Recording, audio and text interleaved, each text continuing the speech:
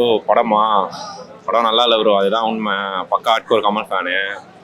மணிரத்னம் வந்து ஓகே, நல்ல டைரக்டர் தான். அவரை வந்து நிறுத்திக்க சொல்லுங்க. ஏன்னா இந்த ஜென்ரேஷனோட அந்த வைப்புக்கு வந்து செட் ஆக மாட்டார். சுத்தமாக மணிரத்னம் செட் ஆக மாட்டார். இன்னொன்று, கமல் சாருக்கு வந்து படம் இப்போ நம்ம பார்க்க வரோம் அப்படின்னா அதில் ஏதோ ஒன்று இருக்கும் அவரை நம்பி. ஆனால் டிசப்பாயின்மெண்ட் ஆகாமல் போவோம் எப்போவுமே.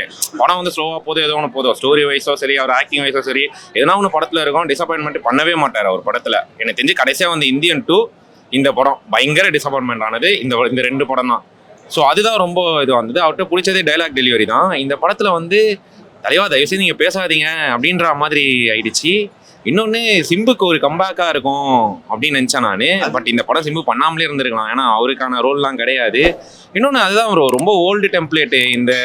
இந்த சினிமா எங்கேயோ போயிடுச்சு, வேற லெவலில் போயிடுச்சு சினிமா. எல்லாரும் வேர்ல்டு சினிமாஸ் பார்க்க ஆரம்பிச்சிட்டாங்க. ஸோ ஒரே சேம் டெம்ப்ளேட்டு தான்.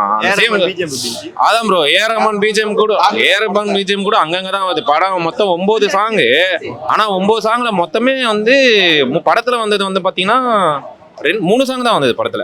2 சாங் தான். ஓ அமரா பாட்டும் அந்த 5 வண்ண பூவை தான் சுற்றி போட்டுருந்தாங்க.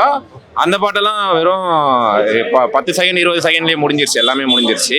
ஸோ மொத்தத்தில் படம் எப்படி இருக்குதுன்னா, இல்லை ப்ரோ, ஈவினிங் டிக்கெட் எடுத்து வச்சிருந்தேன், அப்படியே யாருக்குன்னா அனுப்ப வேண்டியது தான். அதான் ப்ரோ, மணிரத்னம் வந்து அவர் சூப்பர் டைரக்டரு, நல்லா பண்ணியிருக்காரு. இது வரைக்கும் நிறைய கொடுத்துட்டாரு. அப்படியே நிறுத்திடலாம். எனக்கு தெரிஞ்சு பெருசாக இதுக்கப்புறம் ட்ரை பண்ண வேணான்னு தோணுது.